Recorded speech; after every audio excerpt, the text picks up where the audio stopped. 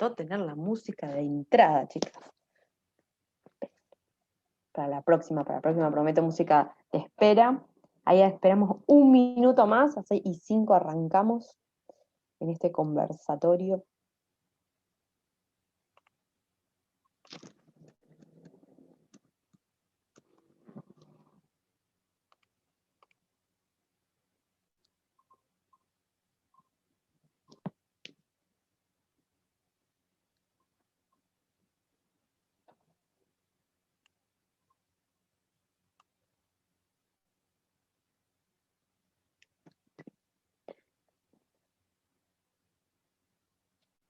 Bueno, si les parece, diciendo las 12:05 de este viernes, que por lo menos acá está bien fresco, damos inicio a este último taller conversatorio de la semana donde conmemoramos el Día de la Discapacidad, que fue el día de ayer, donde llevamos adelante un ciclo de charlas que la verdad que tuvimos muchísima participación, muy buenos feedback y bueno, muy contentos por todo lo que sucedió.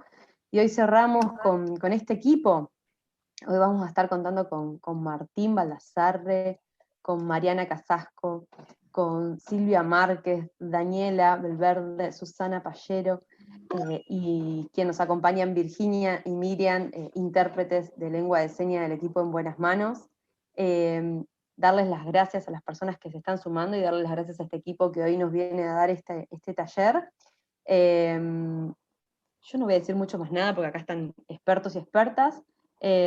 Aprovechar el espacio, utilizar el chat para hacer preguntas y bueno, en algunos momentos también me imagino que va a haber posibilidades de desmutearse, preguntar y bueno, bienvenidos, bienvenidas y arrancamos nomás. Bueno, gracias Ale, muchas gracias a todas las personas que vinieron ahora a la charla y por supuesto gracias por la invitación a Santander. Bueno, hoy vamos a tener este taller hablando un poquito del diseño inclusivo. Nos vamos a presentar primero. Mi nombre es Susana Pallero, soy directora de la región latinoamericana de una empresa canadiense llamada Essential Accessibility y también soy Accessibility Solutions Manager para el resto de los países del mundo. Y también soy cofundadora de DALAT. Creo que alguien está desmuteado, ¿se escucha? Okay. Soy cofundadora de DALAT, que es Desarrollo Accesible Latinoamericano. Es una comunidad que hemos armado junto a Pipi Márquez y a Dani Belvedere, que están hoy con nosotros. Lo que tratamos de hacer ahí en DALAT es justamente centrarnos en Latinoamérica en cuanto a lo que es el diseño y el desarrollo y la accesibilidad en general. Bueno, nosotras, da la casualidad y la mayoría de los profesionales que nos dedicamos a accesibilidad estamos trabajando para el norte global. Eso implica que estamos más de 8 horas diarias dedicándoles a mejorar la situación, digamos, de las personas con discapacidad de lugares que sentimos que tienen por ahí a veces más privilegio que nuestro entorno.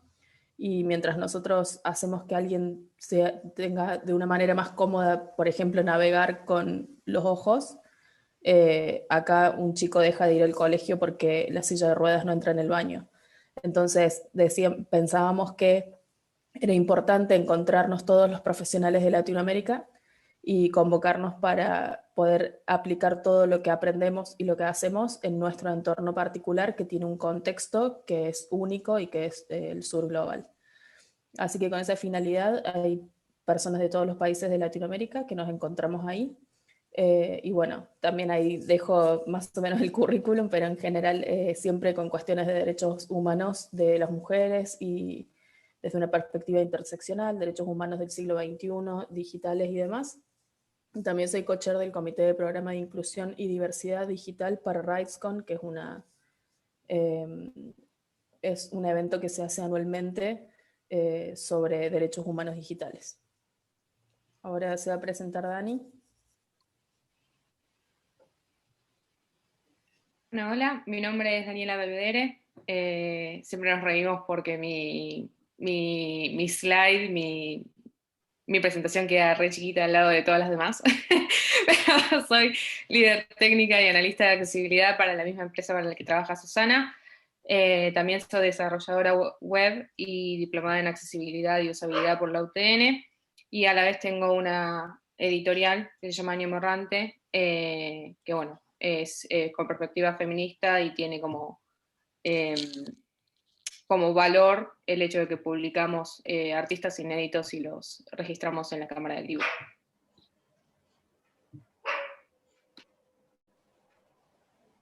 Dani es la más humilde, pero es la que más sabe. Si uno tiene una duda, se lo pregunta a ella y seguro la responde. Totalmente. Sí. Bueno, mi nombre es Silvia Márquez, pero todo el mundo me dice Pipi, entonces por eso Susi me presentó como Pipi. Soy diseñadora UX y UI. Tengo esta especialización o este foco principalmente en accesibilidad. Soy, junto con Dani, con Susi, co-founder de Dalat. También tengo una consultora para startups de experiencia de usuario. Y actualmente estoy dando mentoreo en Acámica, soy mentora en Acámica, así que les enseño a los chicos y las nuevas generaciones cómo hacer realmente productos más inclusivos. Y bueno, después soy freelancer y consultora en general para acá y para la parte norte del mundo, también con respecto a UX, UI y accesibilidad.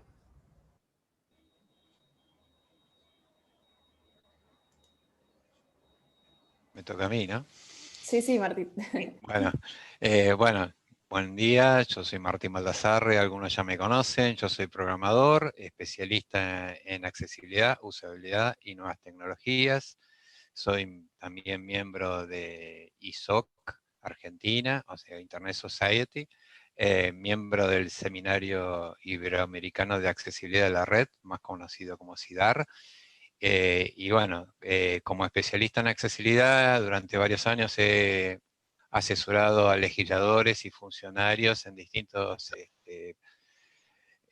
proyectos de ley y programas como ser, por ejemplo, Conectar Igualdad, la ley de accesibilidad a la información, la ley de servicio de comunicación audiovisual, INDEC y otros organismos. No, básicamente eso. Bueno, gracias Martín. Marian. Bueno, hola, buen día. Bueno, yo soy Marian, trabajo también en Santander con Martín, soy parte del equipo de Research de UX.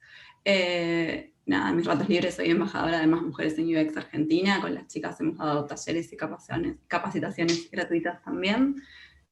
Soy profesora de UX y escribo algunas cosas también. Así que nada, Susi, todo tuyo. Gracias. Pido disculpas por mi voz que está medio quebrada, pero me operaron anteayer y me intubaron, entonces tengo como la garganta medio destruida. Bueno, la agenda de hoy va a ser más o menos ver qué es discapacidad, accesibilidad, diseño universal, los principios del diseño universal. Vamos a ver un par de mitos de la accesibilidad, un caso de éxito, y ahí vamos a charlar un poquito con preguntas y respuestas, ¿sí? Bueno, primero vamos a analizar rápidamente qué es discapacidad. La discapacidad, esto es una definición, digamos, sacada de libro. Es una falta o limitación de alguna facultad física o mental que imposibilita o dificulta el desarrollo normal de la actividad de una persona. Acá vamos a ver, bueno, en sentido estricto, que vendría a ser esta definición puntual, según la Organización Mundial de la Salud, el 15% de la población mundial tiene algún tipo de discapacidad. Recuerden que estamos hablando de discapacidad en sentido estricto. Pero ahora vamos a analizar un poco este concepto. Primero hay que diferenciar la discapacidad del impedimento. Una persona es siempre discapaz en relación a algo en particular. No se dice nunca una persona con capacidades diferentes, porque todas las personas tenemos capacidades diferentes. Todas las personas somos discapaces en relación a algo, no existe la capacidad absoluta. Todas las personas no podemos hacer todas las cosas en el mundo, ¿sí? Entonces, en realidad, cuando intentamos hablar de discapacidad, estamos hablando de impedimentos, y los impedimentos siempre son externos, que es lo que nos lleva a redefinir la normalidad. En realidad hay una convención social que define qué es la normalidad, cuál es, por ejemplo, el estándar para un edificio. Si son las escaleras, por ejemplo, Eso es una convención social. Y no, la normalidad no está, uno a veces piensa que la normalidad es la mayoría, pero eso no está definido por la mayoría, porque si pensamos cuántas personas pueden ingresar a un edificio con escaleras y cuántas personas pueden ingresar a un edificio que tiene una rampa, si la normalidad está dispuesta por la mayoría puede ingresar con una rampa y mucho más gruesa esa cantidad de gente que la que puede ingresar si hay una escalera, ¿sí? Entonces, lo que nosotros invitamos a hacer es redefinir lo que llamamos la normalidad, que empecemos a cuestionar cuál es esa normalidad, esos diseños, digamos, que pensamos que son la normalidad, y los redefinamos para que sean aplicables a mayor cantidad de personas.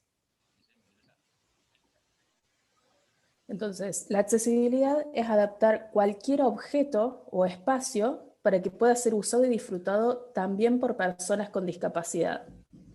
Recuerden que ahora ya no estamos viendo la discapacidad en sentido estricto, sino ya en sentido amplio, como cualquier situación del ambiente que puede limitar a una persona y hacer que no pueda desarrollar alguna actividad en ese espacio. El diseño universal, por lo contrario, es crear desde la concepción objetos o espacios que puedan ser usados y disfrutados por todas las personas. Martín, no sé si querías agregar algo. No, está bien, por ahora. Ok, genial. No sé quién sigue después, pero bueno, la discapacidad entonces es una condición que todas las personas hemos vivido en algún momento, ¿sí? O sea, la discapacidad puede estar dada no solamente por una cuestión que, como habíamos dicho al principio en sentido estricto, es física o es mental, también puede ser técnica. Por ejemplo, las personas que cuando nacieron no existía internet y migraron al mundo digital, somos los inmigrantes digitales, que vendría a ser mi caso. Y después hay personas que se les llama analfabetos digitales, que son ellos que no pudieron hacer esta conversión y nunca terminaron de adaptarse del todo al espacio digital.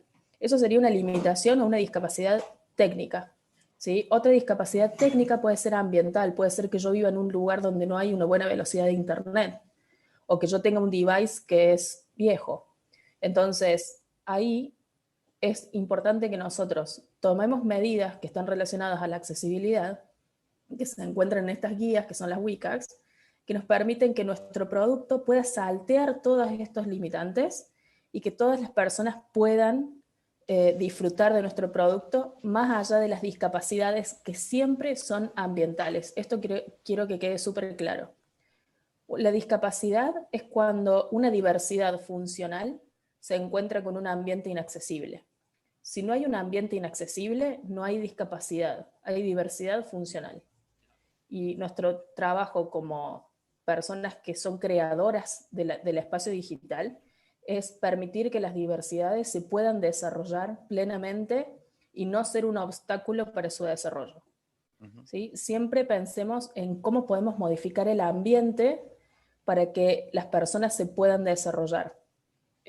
Por ejemplo, no sé si por acá hay personas que le gustan la jardinería, por ejemplo, pero cuando una planta no está creciendo, no pensamos en cambiar la planta. Nos ponemos a ver cuáles son las condiciones del ambiente que podemos mejorar para que pueda desarrollarse. Pensemos en los ambientes digitales de la misma manera.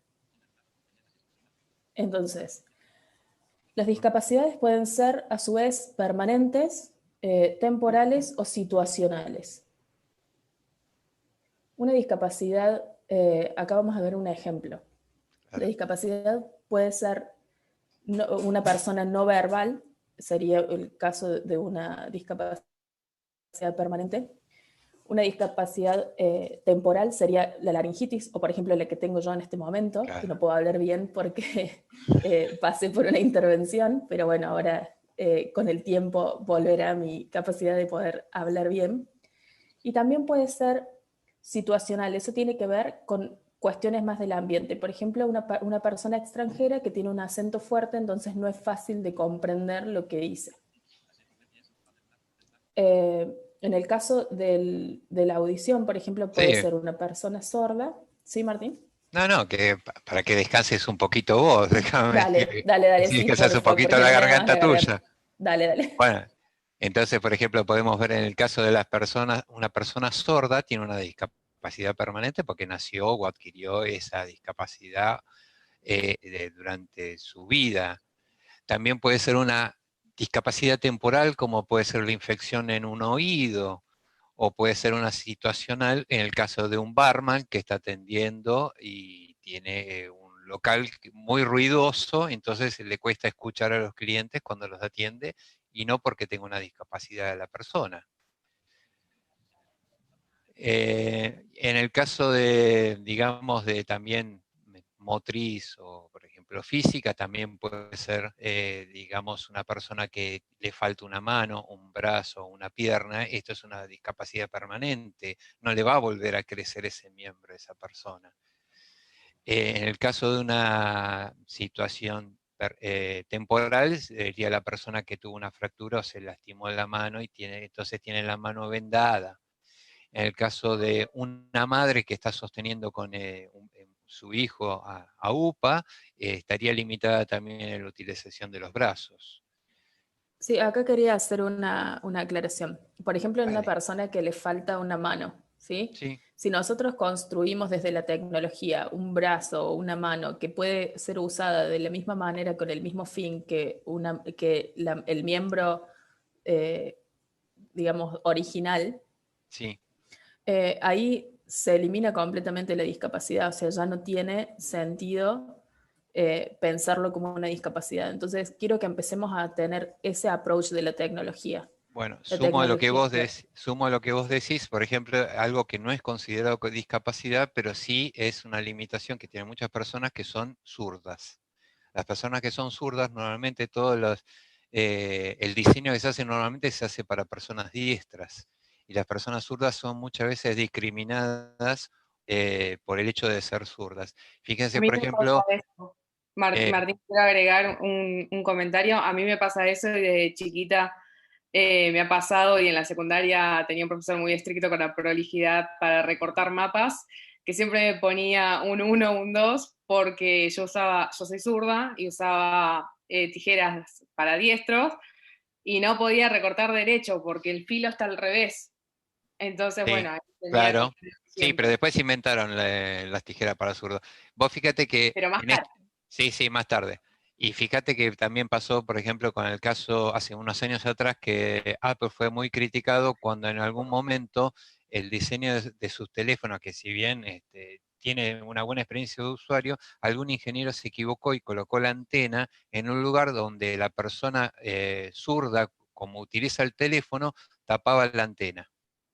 Tuvieron que modificar el diseño para que no volviera a pasar en futuros iPhone el tema que una persona zurda no perdiera la señal por usar la mano equivocada, según el diseñador.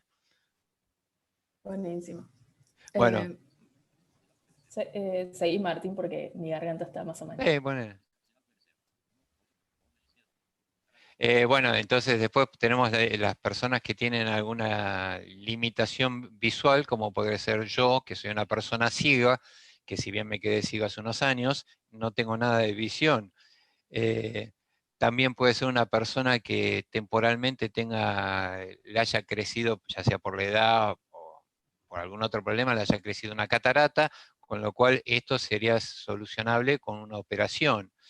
Después tenemos el caso de, por ejemplo, un conductor de un vehículo en el cual está conduciendo y no puede distraer la visión del camino por donde conduce. O una persona, por ejemplo, que está en la playa bajo el sol y que no puede ver el celular porque el sol digamos, le impide ver la pantalla correctamente.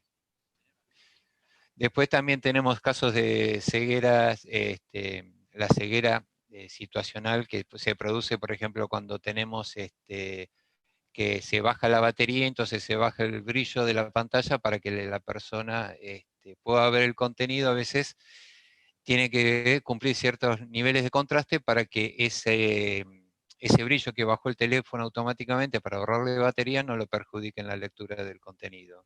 Bueno, respecto a este tema, Martín, hay un caso que es el Kindle de Amazon. Tuvo Sí, este problema de al principio. diseño al principio porque no habían pensado el tener luz de fondo en la pantalla. Entonces el Kindle cuando lo querías lo llevabas, por ejemplo, a la playa para leer o a algún lugar donde había mucha luz, no podías leerlo correctamente.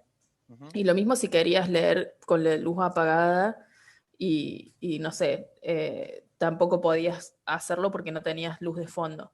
Entonces después sacaron la edición Paperwhite, donde solucionan este problema agregándole una luz de fondo que es regulable, eso, que ese es el gran principio de la accesibilidad, es que algo pueda ser configurable. ¿Hay alguien desmuteado de nuevo? Sí, hay alguien que tiene el audio. Sí. Entonces, bueno, ahí fue también un golpe importante para Amazon tener que rehacer un diseño que después casi no volvieron a vender la primera edición.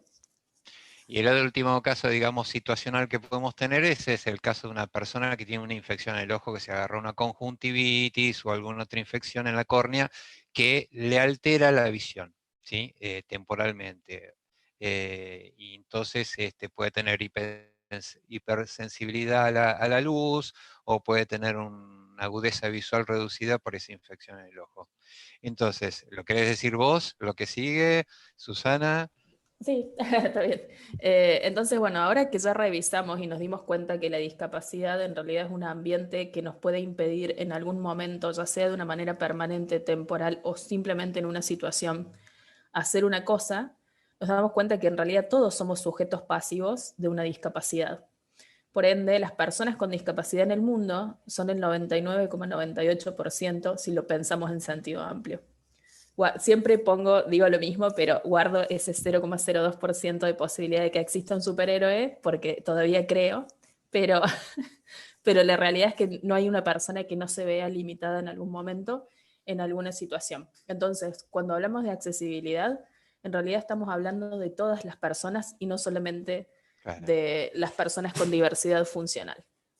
Justamente, entonces vamos a ver ahora qué es la accesibilidad web, por lo menos uno de los conceptos que hay sobre accesibilidad web que está definido por el consorcio W3C, o sea, el Web Consortium, que dice que es el acceso de todas las personas a la web, independientemente del tipo de hardware. Esto quiere decir, ya usemos un móvil, que usemos una computadora, una tablet, cualquier dispositivo que estemos utilizando, independientemente también del software, si es Windows, macOS, Android, iOS, la infraestructura de la red, si yo estoy viviendo en Cava, obviamente voy a tener una buena conexión, o no. Si estoy en el interior, seguramente voy a tener alguna conexión a través de alguna cooperativa, con lo cual el ancho de banda va a ser muy bajo y quizás no pueda descargar todas las imágenes o reproducir esta charla de Zoom.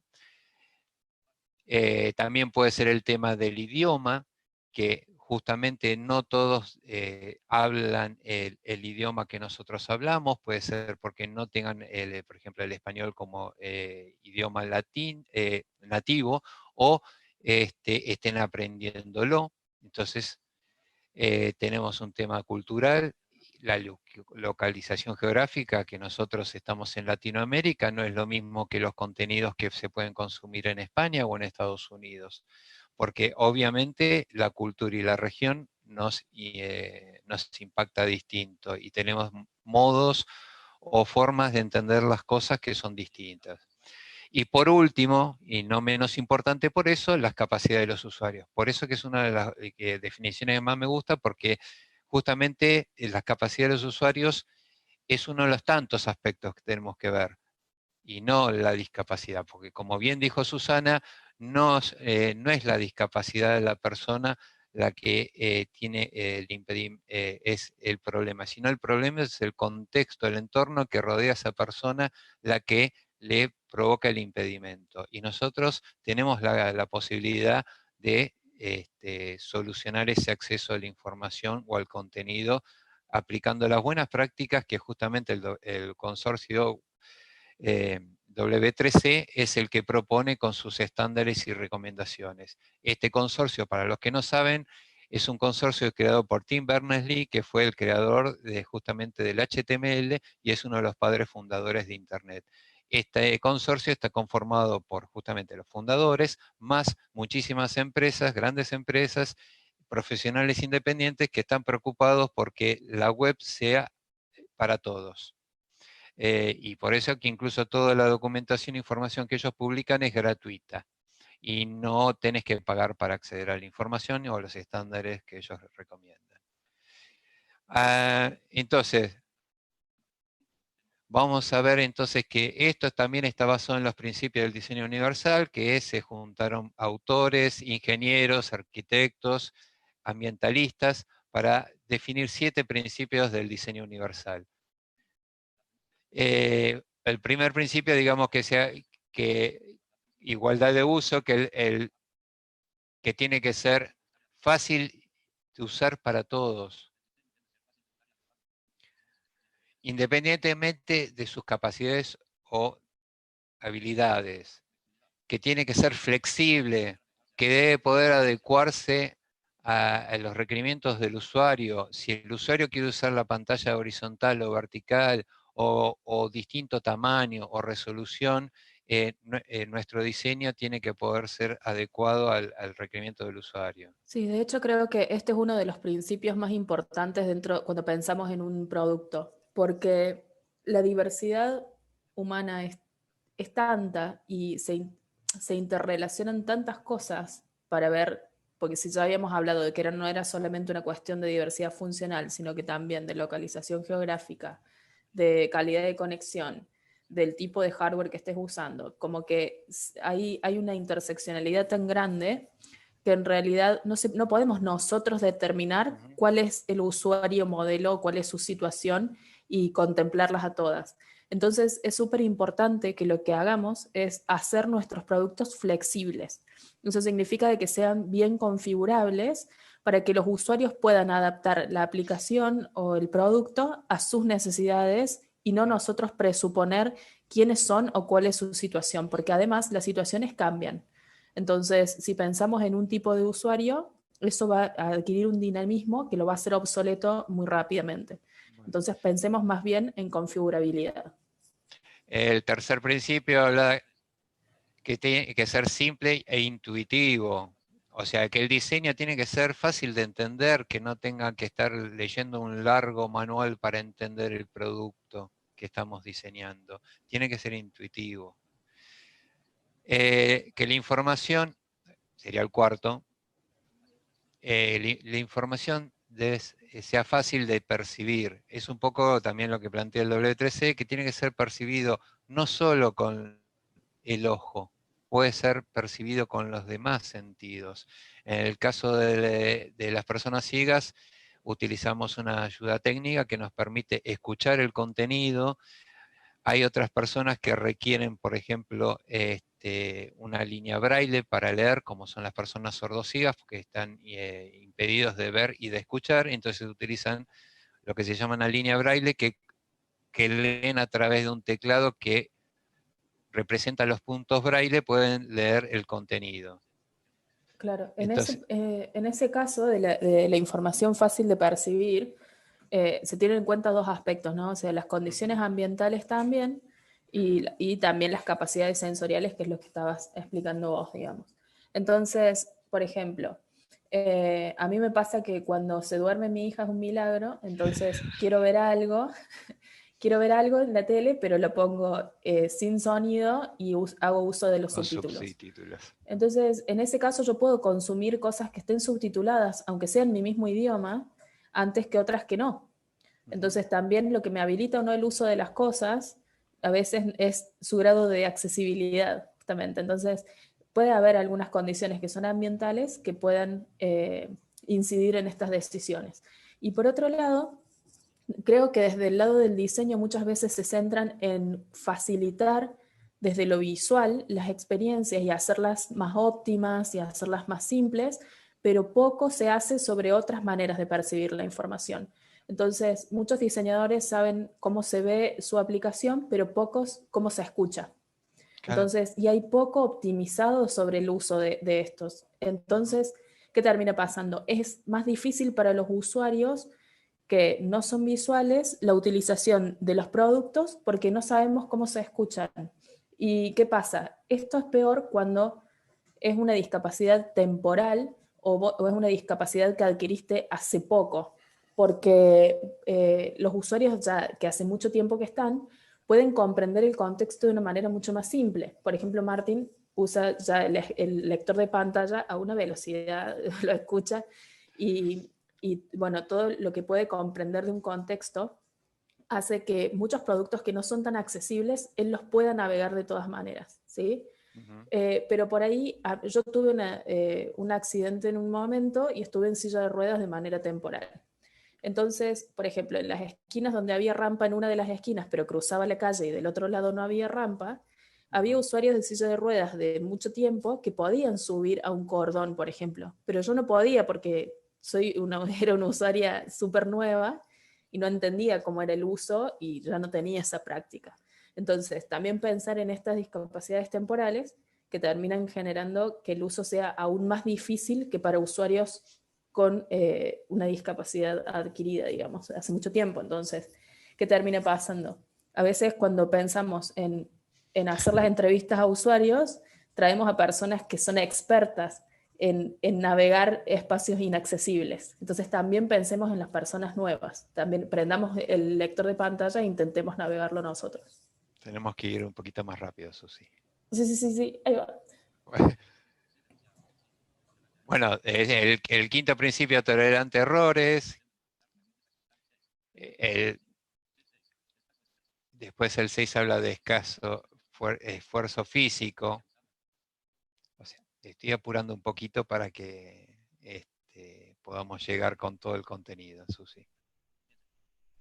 Y después Sí. el séptimo habla de dimensiones apropiadas. O sea, los tamaños y espacios tienen que ser apropiados para que puedan ser para que pueda ser utilizado por cualquiera. Un caso típico que se dio, me recuerdo, fue por ejemplo los cajeros automáticos. Por ejemplo, las personas de estatura baja no podían operar el cajero, personas con silla de ruedas no podían operar el cajero automático porque estaban diseñados de tal manera que estaban solo para personas de determinada altura y que no usaran silla de ruedas. Entonces, eso fue, por ejemplo, tenido en cuenta en el rediseño de los cajeros automáticos en los últimos años. Bueno, ahora creo que Pasamos a hablar de mitos. pasamos a los mitos, que las chicas nos van a contar los mitos sobre accesibilidad. Exacto. Bueno, ahora vamos a hablar yo y Marian y yo. Después lo pensé. Sobre los mitos. Esto es como la mayoría de las cosas que quizás ustedes han escuchado o han dicho. Si los han dicho, ahora van a aprender cuáles son las respuestas correctas para estos malos dichos de la gente. Vamos a ver 6 y los voy a invitar al resto a que si los escucharon alguna vez o si los tuvieron que responder, que lo escriban en el chat, ¿sí?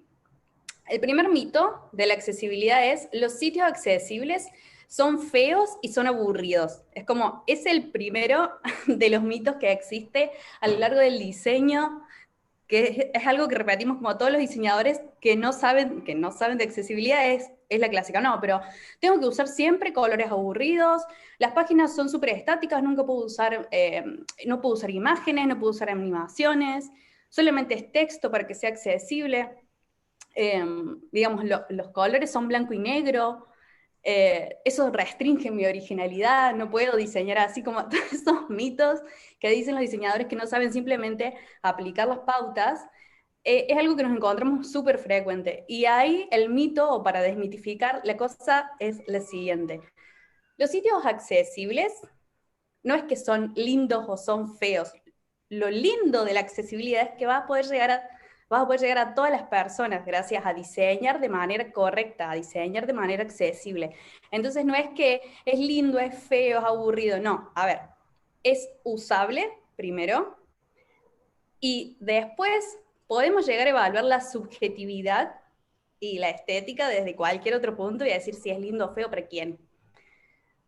Esto con respecto al mito, los sitios web no necesariamente tienen que ser feos, aburridos, porque sean accesibles. Es más, nosotros con Dalat empezamos a diseñar y hacer un montón de rediseños de aplicaciones y cosas así como para decir, a ver, no hace falta que sea feo, que sea aburrido, lo podés hacer lindo, simplemente tenés que considerar ciertos criterios, que son los criterios de la W3C, que ya nombró Martín. Si conocemos los criterios, entonces vamos a jugar dentro de las reglas de la accesibilidad. Y jugar dentro de las reglas significa simplemente considerar a todas las personas cuando estemos diseñando. Si quieren agregar algo, si escucharon ese mito, escríbanlo en el chat. Bueno, el próximo mito que escuchamos mucho, o por lo menos yo me lo tuve que escuchar mucho, es que es costoso o es que es difícil de implementar a la hora de hacer algo accesible. Como que salís con toda la cancha y querés ser el primero con el Time to Market, salir en el mercado y demás, y ya tenías todo el código escrito, todo diseñado, y eres como, uy, ahora lo tengo que hacer accesible. Y sí, si lo pensamos desde ese punto de vista, una vez que terminé todo el desarrollo, si ahora lo tengo que hacer accesible, y capaz que es costoso. Ahora, en realidad lo que tenemos que hacer ahí es un cambio de mindset y empezar a pensarlo desde el principio. Si escribimos el HTML o el código que fuese accesible desde el principio en el lenguaje de programación que lo quieran hacer y todas las partes del equipo contribuyen para eso, no es más costoso, porque escribir un HTML accesible o uno inaccesible, el costo es el mismo que tipear o programar lo que sea necesario. Lo importante ahí es que todos a la hora de desarrollar el proyecto lo tengamos en mente desde el momento cero y podamos hacerlo accesible cuando se inicia y no querer agregárselo como el queso extra de la pizza al final, que ahí es donde nos va a resultar más costoso. Siguiente. Bien, este beneficia a pocas personas. Es como, no solamente es para 15% más de mis usuarios, como yo diseño para el 80% nada más. Es algo que van a escuchar muy a menudo y es algo que no tiene sentido, porque si estamos diseñando bien desde el principio, estamos diseñando para el 100% de las personas, no como solamente para el 80%. Es algo que estaba diciendo Susi al principio, entonces no es como un beneficio agregado para un grupo de personas particular, ¿sí? Es un beneficio para todas las personas en muchas situaciones. Acá está la información de, bueno, el 15% de la población mundial tiene una discapacidad estricta, pero como decía Susi antes y como decía Martín, ¿sí? Todos en algún momento de nuestra vida vamos a experimentar momentos de discapacidad en situaciones o temporalmente. Entonces, simplemente va a beneficiar no a pocas personas, a todas las personas cuando diseñamos accesible. Ahí Te agrego... Sí, dale Martín. Te agrego, por ejemplo, en los últimos años mucha gente se ha quejado de tener problemas porque WhatsApp o Facebook no le descargaba las imágenes o los audios. O sea, por un rato, o sea, por una limitación temporal de minutos u horas, la gente se quejaba, uy, no me descarga la imagen, uy, no me descarga los audios, solo me manda los textos. Entonces, ¿yo de qué me quejaba, no? Porque si yo hace 16 años no puedo ver las imágenes, por 5 minutos que te quejas vos, entonces fíjense, esa situación, si por ejemplo, como decíamos antes, haciendo unas buenas prácticas, incluso me acuerdo ayer había una persona en LinkedIn que comentaba que sufrió un problema por el cual no podía descargar las imágenes en LinkedIn de las búsquedas laborales. Entonces decía, ¿qué razón tienen los de Dalat cuando dicen que si le pusiera texto alternativo, yo me enteraría igualmente de las búsquedas laborales porque está en el texto alternativo de la imagen que no me descarga por el problema de conexión que tengo? Tal cual. Bueno, el otro mito tiene que ver con que las personas con discapacidad no utilizan mi sitio. Y la realidad es que muchas veces no utilizan tu sitio porque tu sitio no está preparado para esas personas. Entonces, tienen que ver un poco también con cambiar el foco. Y creo que este año que nos aplastó a todos en la cara y la pandemia nos hizo poner en evidencia que es muy necesario que los sitios y las plataformas digitales sean accesibles, tanto para las personas mayores que no podían ir al banco a cobrar su jubilación o para poder conectarse con una telellamada o lo que sea. Entonces ahí como que hay una retroalimentación de no lo usan porque no es accesible y entonces queda como disuelto y se pierde, ¿no? Y también, por otro lado, si lo pensamos desde el punto de vista económico, es mucho más barato o mucho más rentable hacer un sitio accesible que hacer un espacio físico accesible. Entonces está bueno también poner ahí esfuerzos para poder hacerlo. Bien, el otro mito es un nice to have solamente, como que es bueno contar con la accesibilidad. Y algunas frases que hemos escuchado eso es un tema de implementación nada más. solamente es un feature, es como una funcionalidad, es un agregado. No es bloqueante para salir a producción. Y otras cosas es una implementación, es como tema de desarrollo, no de producto. Cosas así, lo que hacen es limitar, ¿sí? Y poner el foco como si fuera responsabilidad de una persona, y no es responsabilidad de solamente el programador que programa, el diseñador que diseña, o el que escribe el contenido. Es en realidad un esfuerzo de equipo que se tiene que ver desde el primer momento, desde el momento cero, y no es, como decía Mariana, algo que se agrega al final. No es que le agrego más queso a la pizza o le agrego un topping al yogur. La accesibilidad no funciona así. La accesibilidad es un ingrediente fundamental desde el momento cero, en donde pensás un producto, lo ideás, le das un análisis, conoces a tus usuarios, y después sí, al final es algo que termina implementando un equipo particular, pero es desde su concepción algo que tiene que ser pensado. Es como lo que pasaba antes con esto del diseño, es como alguien pensaba una funcionalidad y después te pedían que agregaras diseño. Ahora la clásica es, ¿no le podés agregar más UX? Bueno, así nos está pasando a nosotros, como no le podés hacer accesible, no le podés agregar más accesibilidad, ahora no. Esto es desde el principio un ingrediente fundamental y es un trabajo de equipo. Bueno, y el último de los mitos que detectamos es que con las herramientas que hay para verificar la accesibilidad son suficientes.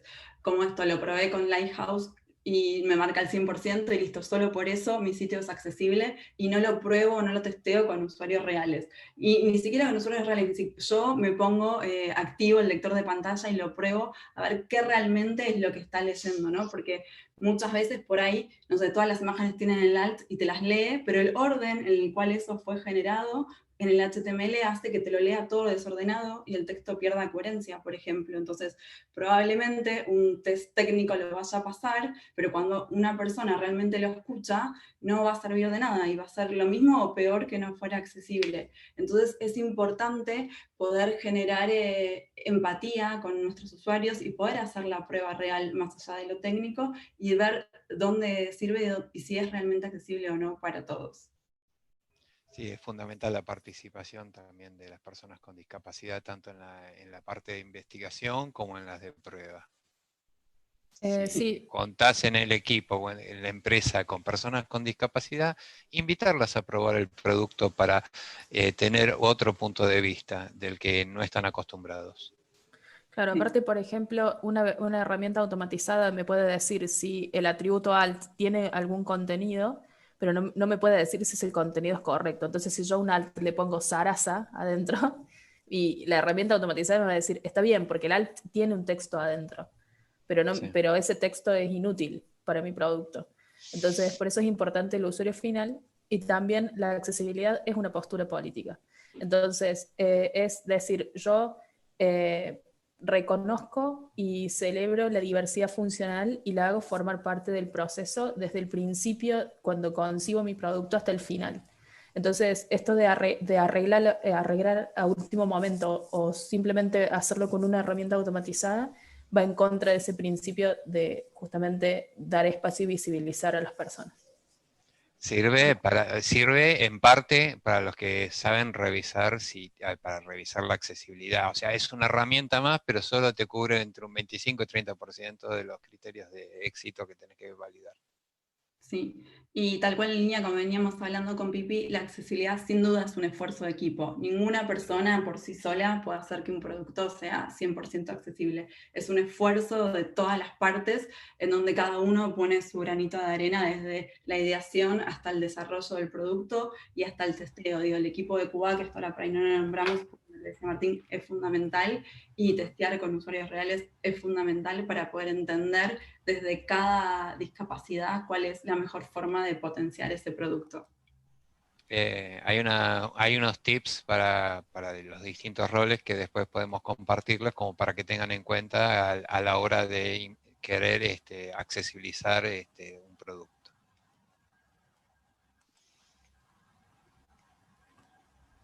Bueno, pasamos a Daniela. A Dani. Vamos. Bueno, yo les vengo a traer un caso de éxito de una implementación que hice en el pasado cuando estuve trabajando en Mercado Libre. hicimos un cambio que hizo una mayor conversión en usuarios nuevos de más de 45 años. Pasamos al slide.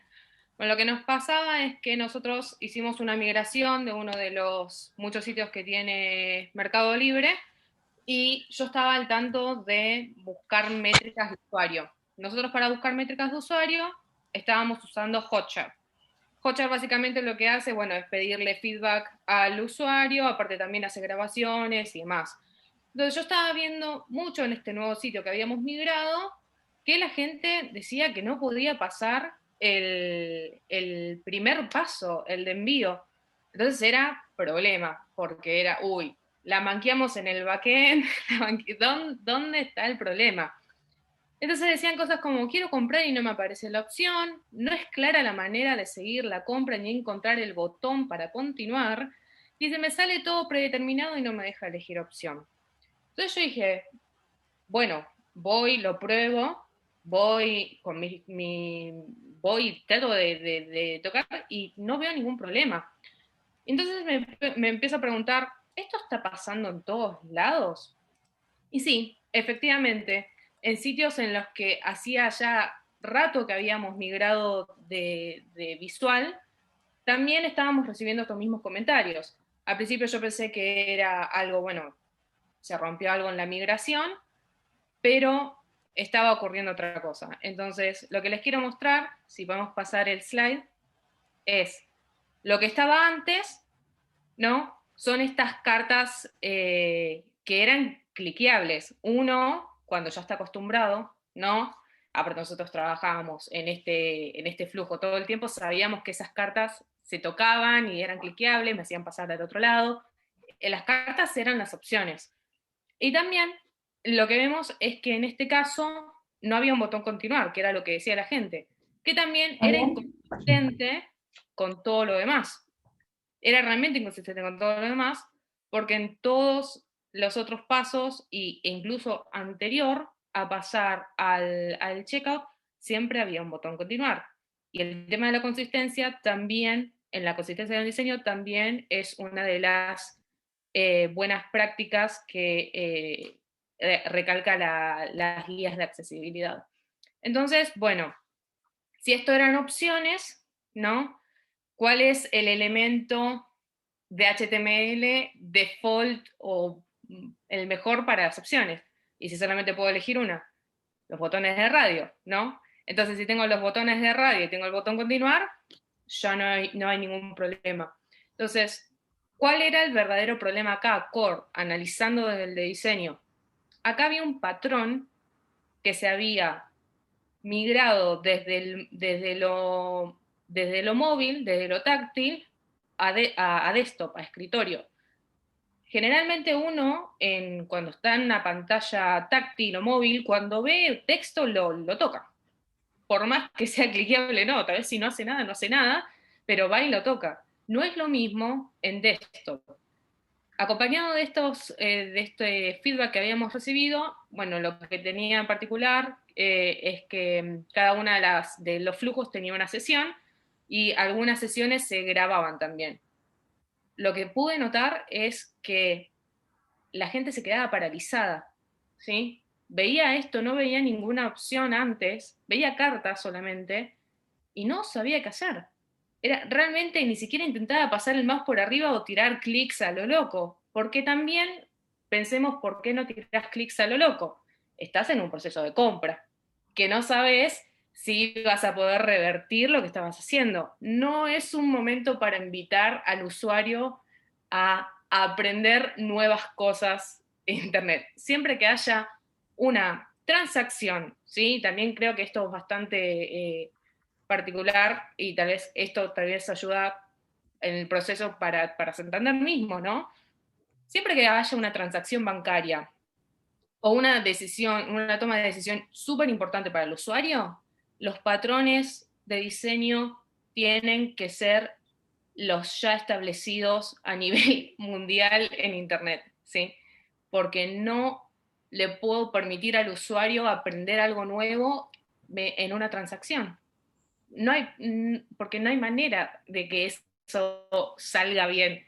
Porque lo que va a pasar es que, como en este caso, no convertíamos. La gente no pasaba del paso de envío al de pago, porque no iba a tocar. Y si tocaba algo y se hacía la compra, y si yo en verdad solamente estaba mirando, no, por las dudas ni toco. Eso es un poco lo que decía la gente. Y no es casual que la conversión que mejoramos es la de gente mayor, que es mucho más desconfiada de los sistemas, en Internet, ¿sí? Entonces, bueno, ¿qué hicimos? Cambiamos la, la estructura visual de desktop solamente, porque era un tema particular de escritorio que la gente no podía, que no podía entender cómo continuar, y agregamos, para ser consistente con el resto de todo el flujo, el botón continuar, que también agrego, limpiaba código, porque como decía, todo el flujo tenía el botón continuar, solo que el de envío no. Entonces ahí había un hermoso sí, if estoy en el botón de continuar, entonces no me muestres el botón.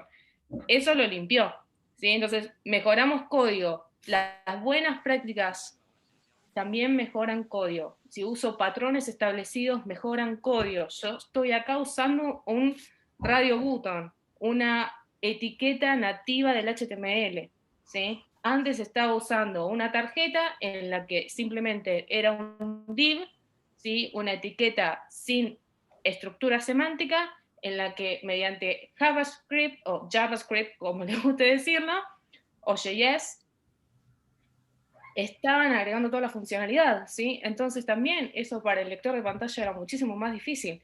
Los radio buttons son radio buttons, ¿sí? Me dice si está seleccionado, si no está seleccionado, si voy al botón continuar y no selecciono ninguno, tengo un error. Es un patrón ampliamente conocido. Entonces, de este lado, yo ya había hecho mi trabajo. Ahora, ¿qué pasaba? Siempre hay que mostrar que efectivamente hubo una buena conversión. Entonces yo ahí me hice amiga de alguien de Business Analytics y me ayudó a generar el reporte que vamos a ver en la próxima pantalla. En el que básicamente estuvimos traqueando todo el mes de julio la nueva versión, ¿sí? Entonces estábamos viendo en los 3 sitios más grandes de Mercado Libre, que eran Argentina, Brasil y México, del número total de usuarios, cuánta mejor conversión hubo de estos nuevos usuarios, ¿no? Entonces, ahí, bueno, yo no les voy a explicar mucho porque justamente me hice amiga de alguien del otro equipo y ahí reforzando muchísimo más, ¿no? El que accesibilidad es un trabajo en equipo, ¿sí? Me hice amiga de esta persona y me dijo, bueno, acá en verdad lo que no te va a importar los porcentajes, porque ahí, bueno, los porcentajes fueron hermosos, 50%, 54, 53, ¿sí? Me dice, a vos lo que te va a importar son los puntos porcentuales de conversión. Bueno, yo no entendía nada, pero cuestión es que los puntos de conversión habían mejorado, ¿sí? Ahora, esto era para todos los usuarios. ¿Qué pasó cuando hicimos el corte por tipos de usuario o cortes por edad? Y ahí es donde en la próxima pantalla vemos claramente una mejora muy grande, ¿sí? También medimos en Argentina, Brasil y México y vemos que el aumento en puntos porcentuales de conversión en general para este grupo etario había mejorado muchísimo, ¿sí? Ahora, ustedes dirán, bueno, pero con lo del radio button no necesitabas hacer nada más. No, para mí no. Pero también hay que entender que hay distintos objetivos en todos los distintos equipos, ¿sí? Y entonces el objetivo tal vez de un manager o de alguien un poco más arriba es mejorar la conversión, ¿sí?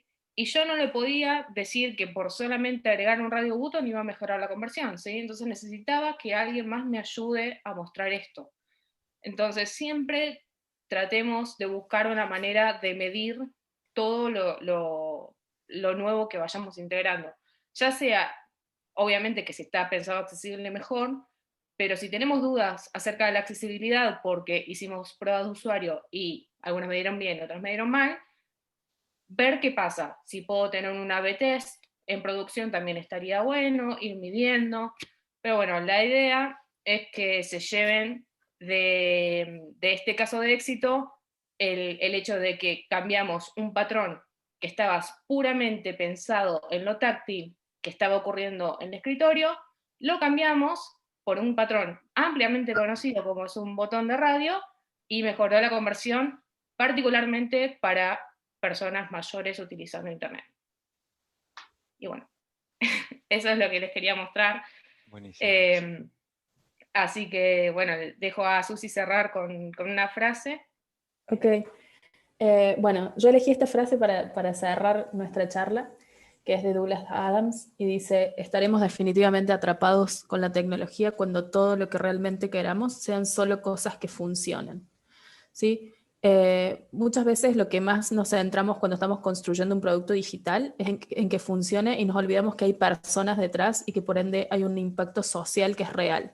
Hace no mucho tiempo, con esta cuestión de la pandemia, sucedió que los jubilados, como no sabían utilizar las plataformas digitales, salieron a hacerlo físicamente, los trámites de cobro en los bancos, y eso representó un gran peligro, digamos, para ellos mismos y para toda la sociedad. No vamos a poder nunca medir qué consecuencia tuvo eso, ese impacto, pero es para que comprendamos cómo la tecnología afecta también a la vida real, aunque a veces lo queramos ver como dos cosas distintas.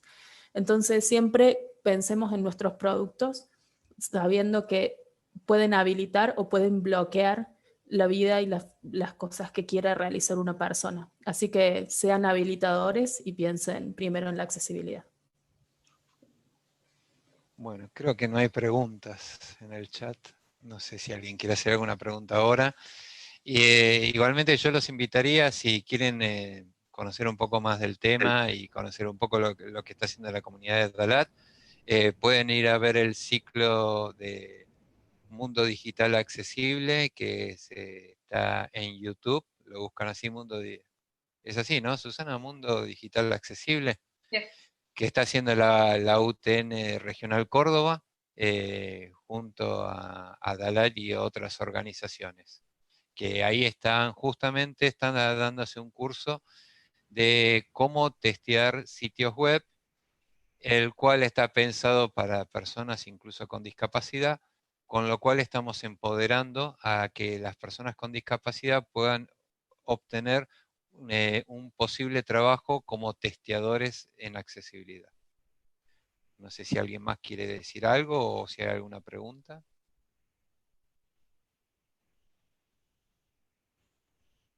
No, bueno, si no hay ninguna pregunta, agradecerles a todos por venir a escucharnos el tiempo y nada, para lo que necesiten estamos a disponibilidad de todos.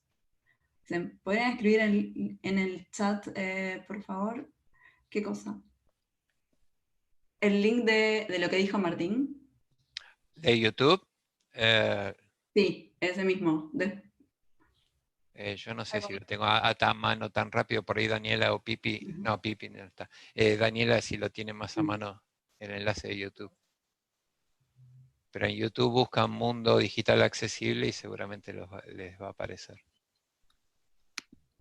Que ayer dimos la clase 10, nos quedan 2 clases para terminar el ciclo este.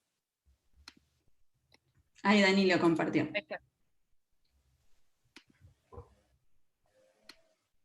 Y lo pueden ver tranquilos. Si quieren pueden inscribirse también y después recibir el certificado. Bueno, nada, si eso es todo, muchísimas gracias. Cualquier cosa, a mí y a Mariana nos encuentran en el correo, y si no también en el equipo de UX del banco. Muchas gracias por venir y cualquier cosa seguimos en contacto. Gracias. Bueno, muchas gracias por la invitación. Muchas gracias, chicos. Muy interesante. Gracias. Gracias. Chao.